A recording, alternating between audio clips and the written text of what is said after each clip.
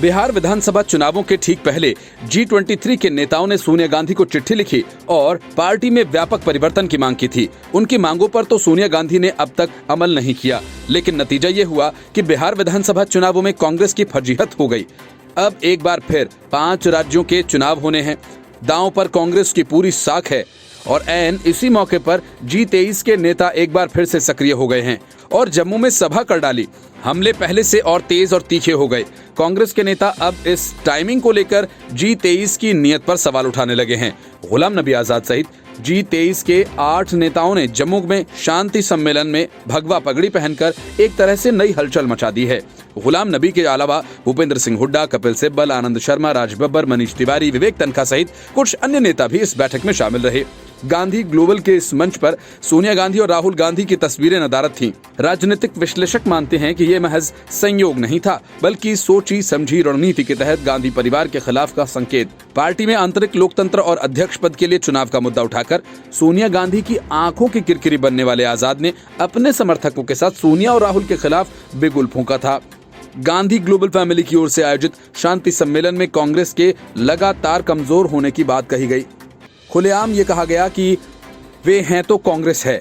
सम्मेलन में मंच से ये भी कहा गया कि जब प्रधानमंत्री मोदी आजाद की तारीफ कर सकते हैं तो पार्टी को उनके अनुभवों का लाभ लेने में क्या परहेज है। लंबे वक्त से बागी तेवर अपना रहे कपिल सिब्बल ने कहा, ये सच बोलने का मौका है और हम सच ही बोलेंगे।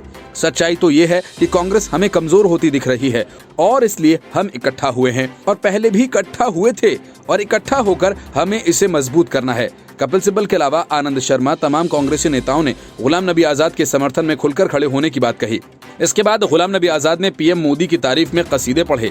आजाद ने कहा, उन्हें बहुत सारे नेताओं की बहुत सी अच्छी बातें पसंद आती हैं, जैसे कि हमारे प्राइम मिनिस्टर। वे कहते हैं, मैं बर्तन मांजता था, चाय बेचता था। सियासी तौर पर हम उनके खिलाफ हैं, लेकिन कम से कम असलियत नहीं छिपाते हैं।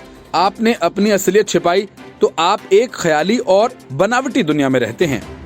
कांग्रेस नेता और राज्यसभा सदस्य अभिषेक मनु सिंघवी ने कहा कि जो लोग रैली को संबोधित करने जम्मू गए हैं, जिन्होंने भाषण दिए हैं, वे बहुत ही सम्मानित और आदरणीय व्यक्ति हैं। कांग्रेस उन सबका बहुत आदर करती है और हमें गर्व है कि उनका बहुत लंबा समय कांग्रेस पार्टी में बीता। वे सभी हमारे कांग्रेस परिवार का अभिन्न हिस्सा हैं।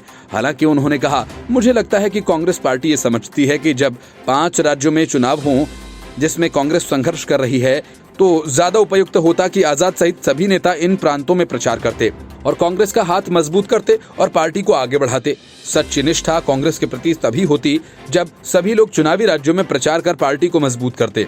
पंजाब कांग्रेस समिति के अध्यक्ष सुनील जाखड़ ने कहा कि जो लोग कांग्रेस संगठन में सुधार का विरोध कर रहे हैं, वह न केवल पार्टी बल्कि देश का अहित कर रहे हैं।